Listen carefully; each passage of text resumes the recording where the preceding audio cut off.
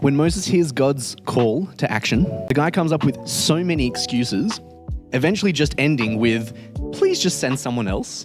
And what's even crazier is that God meets him in every one of his excuses. And I love this about God, that even being the very source of life and existence and the one who created everything, he meets us in the middle of our doubts and he comes alongside us. God gets frustrated with Moses' stubbornness and how self-focused he is, that there's an entire enslaved people group who are being abused and God wants to free them through this guy. And this guy is worried about not talking eloquently.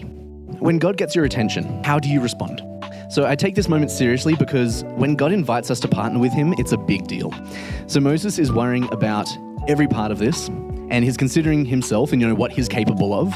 And when we as well try and come up with excuses of why we shouldn't be the one to do what we feel God is prompting us to do, if it's anything like this moment, it makes God frustrated. However, even in all of this, there is still crazy good news, because even despite Moses' fear that he's not good enough and that people won't like him or won't listen to him, despite the fact that Moses is forgetting it's not actually about his ability, but about God's ability to work through him, despite all of the distrust and the doubting of God, God still provides a way for Moses by providing his brother Aaron to help him. We are never too far gone. Or if we find any reason to be like, oh no, I can't be part of it because of X, Y, Z, those reasons are not good enough, because God will meet us and he's bigger than those reasons, because it's actually about him. And it takes Moses further than he could ever be, going otherwise. Because by the end of Moses' story, we have this book called Deuteronomy.